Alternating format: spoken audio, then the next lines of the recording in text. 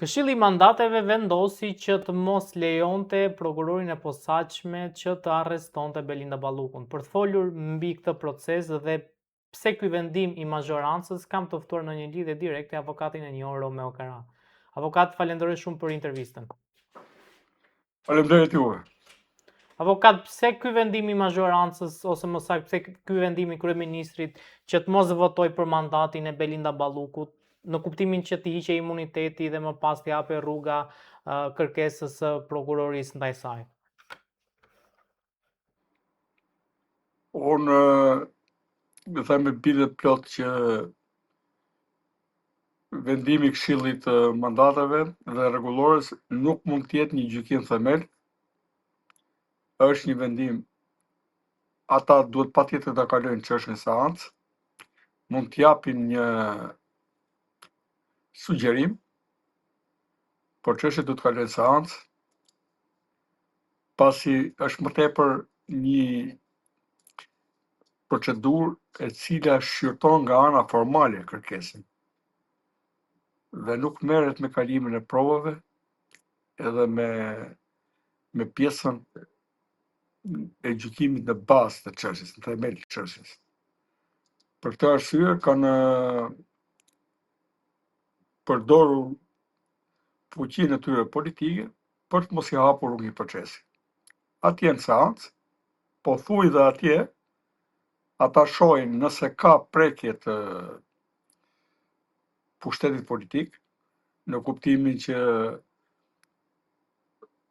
nuk ka prova, synohet të preket integriteti dhe pavarësia e pushtetit politik, por nëse ka një proces të rregullt nga ana e prokurorisë dhe nëse shoqërohet me prova, atëherë ata duhet i hapin rrugë kërkesës prokurorisë. Ka qenë ky standard, u mbajt në disa raste dhe për disa vite, por ky standard ra, kemi një double standard tani, standard dyfish, dhe tregon se mazhoranca nuk mund ta përballojë dot më respektimin dhe situatën me respektimin dhe zbatimin e standardave të qarta. Për mua është dobësi e mazhorancës, të cilat duke ruajtur një imunitet, në fakt kanë rrëzuar të gjithë imazhin të cilin ishin munduar ta mbanin deri tani. Në thelb, asnjë deputet nuk duhet të ketë imunitet përballë procesit penal. Nëse ne do të kufizojmë kërkesat e prokurorisë në mënyrë të vazhdueshme, në mënyrë të tillë, nuk kemi bërë gjë tjetër, por kemi cunguar pushtetin e saj. Pra pushteti politik në iniciativë të rast cungon pushtetin e prokurorisë. Duket sikur të vepruarit brenda sallës së parlamentit, apo dhomave që ka parlamenti ndarë sipas këshillave të ndryshme, duket sikur është brenda pushtetit të tij, po jo. Në këtë rast është e prerë dhe e qartë. Nëse cënohet procedura penale, është cënuar pushteti i drejtësisë. Duke lënë pezull, nuk bëhet gjë tjetër veçse shmanget një përballje do të kenë me faktorin ndërkombëtar. Se nëse do shkojnë seancë dhe pastaj do të votojnë kundra, atëherë faktori ndërkombëtar do të jetë shumë i fortë. Por edhe faktori brendshëm gjithashtu. Faktori ndërkombëtar do të reagojë shumë fort. Është një standard të cilin ata nuk lejojnë që ta shkelim në këtë mënyrë. Për këtë arsye është gjetur kjo zgjidhje. Për të përfituar kohë, asgjë tjetër. Avokat, si shpjegohet që ose për çfarë arsyesh më saktë u vendos që në fillim USB-ja me 15.000 faqe të prokurorisë së posaçme mos ju shpërndai deputetëve dhe të mbajë në kasafor? Cila ishte arsyeja në fakt? nuk kam një koment, se nuk I di për paskenat në ullësi. Mund të kem amendsime, por nuk besoj se ja blen me amendsime. Kur shkohet atje, nuk ka askush prioritet, të gjithë anëtarët e Këshillit mandate rregullore janë të barabartë, askush nuk mund të fshej dokumentacion përballë tyre. Aty do të flasi përfaqësuesi I prokurorisë, përfaqësuesi deputetit, subjektit të cilit kërkohet hiqet mandati, dhe vetë ata. Kështu që nuk ka mundësi të fshihen, mund të jetë vonuar, pastaj pa arsye sigurie, nuk e di, domethënë. E rëndësishme është që ata aty janë përballë njëri tjetrit, e vendosin ata nëse do të jetë seanca publike ose jo. Unë personalisht do të dëshiroja të ishte publike, me që preket procesi dhe sekreti të jetë I morë, atëherë ka gjetur një rrugë tjetër. Po e rëndësishme është që ta shohin ligjërisht, siç them unë nga ana formale. A e ka bërë institucioni I duhur kërkesën për heqjen e imunitetit? E ka drejtuar në mënyrën e duhur, formuar në mënyrën e duhur e tjerë. Nuk ka të drejtë Këshilli I Mandateve të marrë kompetencat e procedurës penale. Për këtë e them me bindje. Pra, duke lënë pezun, mund sjellë dëme nesër në lidhje me procesin, dhe ato dëme nesër do të provohen patjetër, nëse do sillen, dhe do t'i bien kokës pastaj Këshilli I Mandateve nga I pari tek I fundit. Është një rrezik në tregun politik, majoranca po humb shumë nga aksionet e saj politike. Duke mbajtur këtë qëndrim. Drejtësia është sfidë e madhe. Të detyron ndonjëherë të botosh dhe kundra vetes. Kështu që nuk kanë fuqi të dalin nga tutela politike, të rinë atje, do ta marrin mësimin nga historia. Avokat, 83 mandate ka Edi Rama, por duket, edhe pse është majoranca me numrin më të madh mandateve, duket se është majoranca më e dobët e parë që kur Edi Rama mori pushtetin në 2013. Si shpjegohet? Nuk është numri I mandateve, guri është morali. Vit pas viti, morali I kësaj qeverisje ka rënë. Nuk mund të flasim më kryeministri në të ardhmen për sukseset që thot do t'i bëj dhe kur nuk bën, gjithashtu kapja e shtetit u plotësua tash. U kap shteti nga ana politike, u kap administrata, u kapën tregjet, u bën një konsolidim I një procedure të mbuluar në dukje dhe me ligj, kjo është më e keqe, që pasuritë kombëtare po merren po ndahen me ligj në aleancë me krimin, u bë një aleancë nga zgjedhja në zgjedhje më e plotë me krimin deri në paritetet të plotë në disa vende edhe vasal të krimit, të politikës, është kapur dhe media. Pra në gjithë këto vite ka ndodhur kjo që unë po them, tjetërsimi I një force politike në partnerët krimit. Kjo është shumë e rëndë, por ky është realiteti, shumë s'duan ta pranojnë, pa ata që I heshtin dhe nuk thonë vërtetat, është mirë të heshtin tani edhe kur flas unë apo një tjetër që flet në këtë lloj diskursi. Pra, fakti që mund të militosh në një forcë politike apo ta simpatizosh atë, nuk t'i jep asnjë të drejtë të mohosh realitetin. Të mohosh vërtetat dhe mbyllësh syt para këtij realiteti. Dhe këto veprime do t'i quaja as më shumë as më pak, por bashkëpajësi. Kështu që nëse edhe një zë I vetmuar si zëri im apo dikujt tjetër, që unë mendoj se jam I vetmuar, I bën që të heshtin, atëherë kjo flet për dobësinë e saj. Forca në politik nuk varet nga numri. Ajo vetëm të jep disa ditë në tepër. Varet nga morali. Unë nuk besoj se ka ngelur më morali në këtë forcë politike, në këtë moment I flas. ata kanë nevojë të reflektojnë, nuk duan të reflektojnë, si duket këtë reflektim e kanë rezervuar në base kur dalin opozit, por unë mendoj që në momentet që po flasim edhe tani, kanë humbur drejtën qeverisë. Prandaj, me një organizim të njerëzve që kanë truën mend në kokë përgjithësi, kanë devotshmëri, shumë shpejt do t'i shohim jashtë qeverisës. Kjo është bindja ime. Avokat, përpos po themi procesit të Belinda Ballukut, një tjetër proces I rëndësishëm ishte edhe zbulimi I gjithë mekanizmit të dhënies së tenderave në AKSH. Dhe kjo u bë si pasojë e zbulimit të një kamere që ishte në zyrën e Ergys Sagazit. Pra si shpjegoj që AKSH-i po themi funksiononte më shumë si një agjensi shpërndarjesh tenderash përfshirë dhe me rrëmbime, kërcënime, derisa kërcënonin edhe ministra që thoshte do I çoj dikë ministrit, edhe rrëmbime, pra përfshishin dhe rrëmbime, edhe ndërkohë që themi që godina e AKSH-it është vetëm 50 metra nga kryeministria.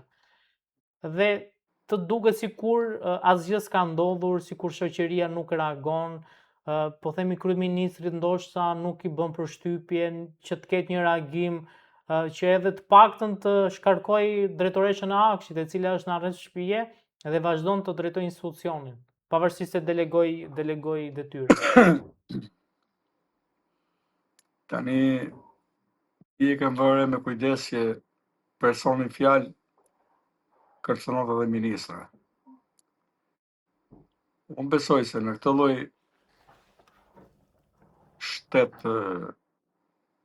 pa shtet që kemi ndërtuar, I vetmi që mund të kërcënojë ministra është kryeminist. Pra personin fjalë ku e gjeti këtë pushtet? As të mandatuar, as të emëruar, pra një person I cili duke është një biznesmen I thjesht, djali I një ish deputetit aq, ka këtë fuqi kur I gatitur në këmbë drejtoresha e AKSH-it para tij, prokuror, gjykatës, shefa komisariatesh, biznesmen edhe ministra. Pra ky person as më shumë as më pak ka marrë fuqi de facto nga vetë kryeminist, nga askush tjetër. Kështu që çfarë do të bëj kryeministri?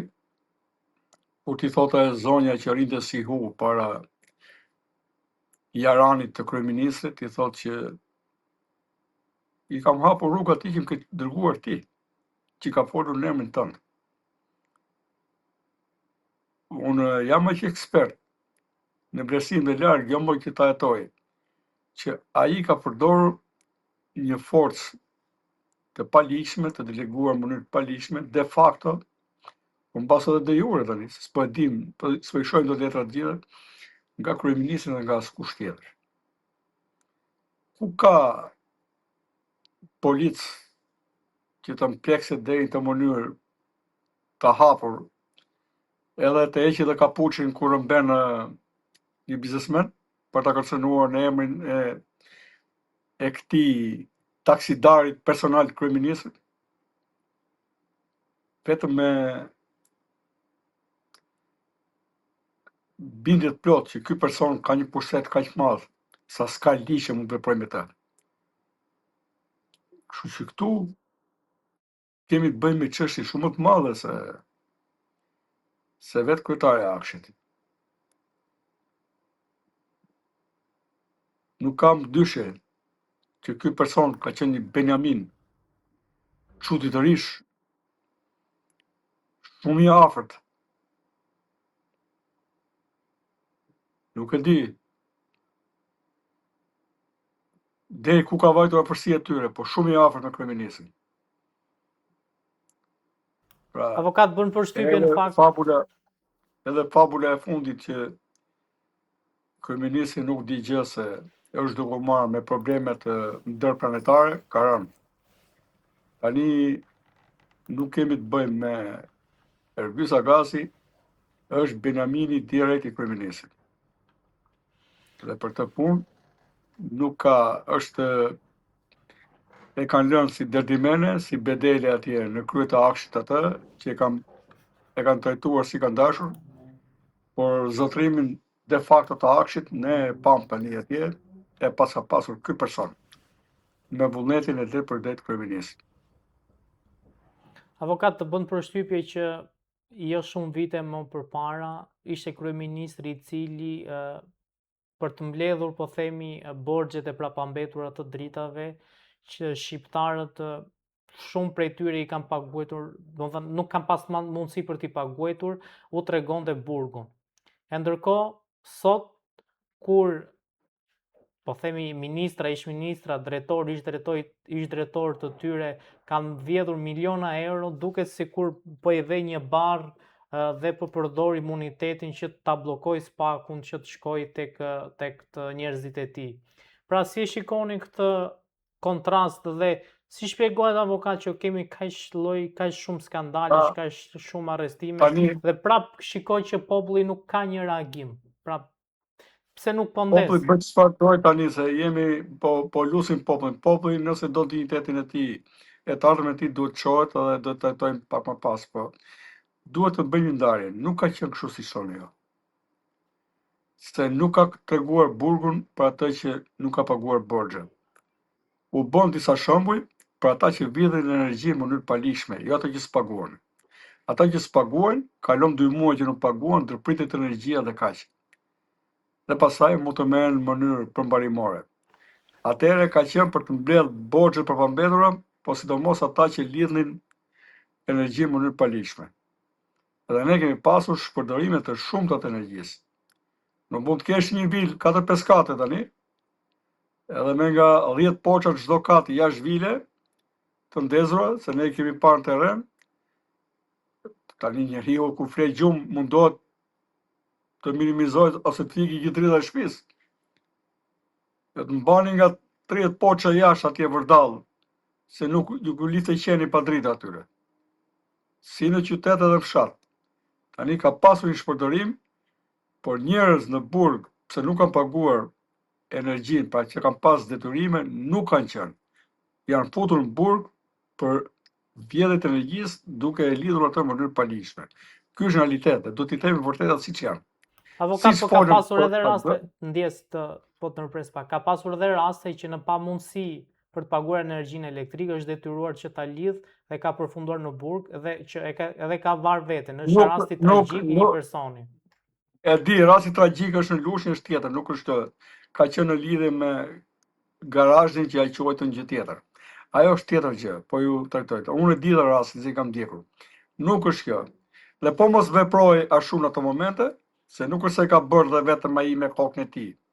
Asnjë financim nuk do merre nga Banka Botërore dhe PMN-ja në lidhje me sektorin e energjisë, nëse këta nuk do ndërprisin humbjet, se s'ti jep tjetër kush $100 miliona investime në sektorin e energjisë, që ka qenë problematik në ato momente, që ti do t'i hedhësh për të mbuluar humbjet që ikin çdo muaj dhe nuk merr masa. Ka pasur disa kërkesa, u bën 2-3 punë dhe pastaj sapo u ngrit pak sektori, i hyn me kokë. Kjo është gjë tjetër. Por në ato momente ajo është trajtuar politikisht nga mediat.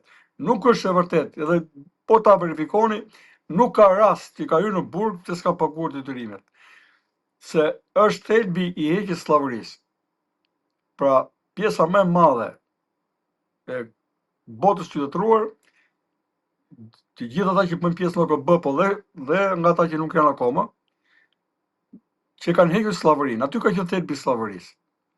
Kur ti e humbisi lirinë tënde për arsye të mos pagimit të detyrimeve. Dhe bota qytetëruar ka kohë që ka hequr me klauzol, nuk ka burg për mos pagim të detyrimesh. Po kur ti kapesh në vjedhje, çfarë do të vjedhje, ka tani që vjedhin. Dhe këta tregohen do lëshuar, mënyrë antiligjore. Ka dhe tani. Ka pasur fora buke pa fund, me mira. Që do t'ishin burg ata se kanë vjedhur dhe kanë thonë që janë fora buke, për janë biznese tjera dhe duke marr rimbursimet, e keni vepër penale të veçantë. Por për ta mbajtur mirë me shoqatën e furrët bukës, për të ruajtur atë ambientin i çik më të këndshëm politik e tjerë, nuk reagojnë nga shtyre, ose bëjnë pislëqe. Pra ka vend ku të rregullohet akoma. Nuk mund të energjia është mall, të cilën do të marrësh nga buxheti i shtetit për ta subvencionuar pasi dikush e vjedh. Nëse ai nuk ka fuqi, ka forma tjera. Me ligj Avokat, i lejohet të ketë ndryqim, po jo tani furrë bukës ka emrin, merr rimbursim nga shteti, po në fakt ai e ka fabrikat e mbrapa. Kështu që unë mendoj që duhet ta ndajmë, se duket sikur kjo pjesë nuk është e vërtetë. Do të marrim pjesën tjetër. Ndjes, e kam më shumë të standardi, avokat, e kam më shumë të standardi. Pra, Po standardi ka rënë, nuk ka më, fal, standardi ka rënë. Zotëria ka lëshuar çdo rast, ka lëshuar përpara drejtësisë çdo person që nuk e cënonte atë. Tashmë që është veti përfshirë, unë shoh që është veti përfshirë. Ai apo qeverisja e tij apo stabiliteti i qeverisë së tij nuk lëshon. Në fakt duket sikur po e mban qeverisën me dhun, po në fakt e ka mbytur fare qeverisën. Se ka humbur komplet sensin e logjikës dhe i ka rrëzuar deri në tokë morali qeverisës. Dhe për mua, duke para një muaji ca kemi folë bashkë, po të kishte bërë kompozim qeverisje, mund ta kalonte. Nuk e bëri, nuk e kaloi. Tani është çështje kohe. A me javë, a me ditë, a me pak muaj, kjo qeverisje nuk vazhdon më. Le të thartohen të gjithë ata që kanë lyer gishtin dhe mendojnë se do të rrishin në jetën krye qeverisjes, duke vjedhë zgjedhje e duke vjedhë program publike. Kjo qeverisje ka mbaruar. Leti u vi si doj. Pse nuk çohet populli? Kur bie sistemi, zgjidhja vetëm është të çohet populli. Po të çohet populli. Duket se para pak ditësh u çuar. Edhe nuk ishin pak. Populli do çohet. Ka rëndësi që çdo njeri të ndryshojë. Të ketë një qasje tjetër. Duke ndryshuar qasjen, duke pranuar, pra kur ndryshon çdo njeri dhe çdo formacion politik, do ndryshojë dhe rezultati përfundimtar. Mua më duket që po ndryshon diçka dhe ka shpresë. Nuk është kaq e thjeshtë domethënë. Sado që ta mund ta mbjellin në idenë sikur nuk ka popull, nuk ka zgjidhje, këta janë të pathyeshëm, këta i ka çuar Zoti me mandatin e tij, na vjedhin ne, jo kjo nuk është e vërtetë. Unë kam parë. E kuptoj, po më shumë kam fal që bëj një si edhe bashkëbisedim ta bëj. Më shumë e kam te pjesa që nuk është se këtu është një rast korrupsioni i qeverisjes, pra një rast i vetëm i izoluar. Jo, po kjo është një sistem korrupsioni. Një sistem. Dhe në vend që ti sheshe ti kishe mbushur plot pa propozim partie, pa organizim partie, që të ishin sheshet plot, ti ke këtu edhe kur i thret një parti, sheshet akoma janë plot. Se nuk dalin, se po dola unë me eqin mami dhe babi nga puna, e këtë dhe atë, dhe prandaj të mund që ne duhet brasim frikën. Kanë frikë, asgjë më tepër. Mendon se ç'është frika, avokat? Po. Apo është çështje që shqiptarëve ju është mpir truri dhe nuk kanë atë sensin, kanë futur në një rutinë psikologjike që nuk reagojnë, nuk bën, se u bën gati 50 vjet komunistëm, 30 vjet. Pra, është çështje frike se ndoshta s'është dhe çështje frike. Po nuk kemi pyetur kollaj, po jo të gjithë e kanë këtë guxim. Këta prandaj mbajnë rreth vetes njerëz të tillë, Shushameno ose ajo e Akshit që i bindet dhe atij. Po si mendon ti se po të ishte dhe si puna ime tek Akshi, do guxonte ky Karafili të vinte të livallis atje? E kuptonte? Prandaj këta kanë vrarë meritokracinë, kanë vrarë njerëzit me integritet, i kanë përsekutuar. Dhe për të duhet përgjigjet ai. Bëhet persekutuesi më trim se ai që është i persekutuar. Kuptoni? Mund t'ja falun këtyre të ngrefen e të gjelosën këta, më shumë se ne që kemi mbajt kurisë ta, unë i shoh në sy këta, si hajdut. E asë në sy nuk shohin. Por kanë arritur që me arrogancën e tyre të përulin disa tjerë. Atyre do t'i japim nga kura e jonë. E të shkojnë t'i shohin ata detuesit e tyre në sy atje, e të mos guxojnë të bëjnë asnjë veprim se këta nuk ka ky të bëj shembull ky. Kujtoj ky se bëri shembull Romeo, ja, doni, mund t'jeni të aftë sa doni, keni suksese, por nuk më desh me nderja mua përfundon si ai. Tani do bëjmë ne, njerëz të ndeshëm shembull atë. Kupton? Edhe këtë nuk e them se nuk kam bindje. Këtë e them ose po e them thjesht sa për të thënë fjalën. Këtë e them edhe për bindje që mendoj plotësisht kështu. Por kjo është rruga e vetme. Kur bie sistemi, çohet populli. Kështu funksionon shoqëria dhe kështu emancipohen popujt. Dhe kur çohet ky popull, më pas do të kemi një popull më të emancipuar, më dinjitoz, do ta shkelin tjerë kollaj me këmbë, i cili do të zotrojë një mekanizëm shumë të rëndësishëm në momente krizash. Mekanizmin e ushtrimit suverenitetit drejt për drejt me protestë, kur ti marri ti hedhi kryetarucët e qeverive kështu, nga dita në ditë, nëse nuk e meritojnë. Po do thyet ky hakull sot e do të fitojmë një precedent shumë të rëndësishëm, që suvereniteti drejt për drejt është garancia në fund kur nuk vepron sistemi më. Dhe ky popull do të mësohet të çohet dhe të fitojë. Dhe kjo bëhet me përballje duke ndryshuar qasje.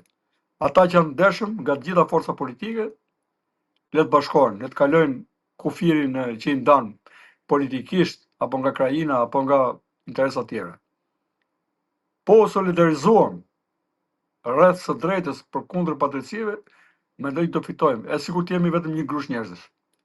Mjafton të kemi drejtën e vete edhe vullnetin e duhur. Kështu guri. Kështu që do kemi besoj dyshime. E do flasim prapë për të punë. Avokat, faleminderit shumë për gjithë fjalët që thatë në VIP Magazin. Faleminderit shumë. Faleminderit ju.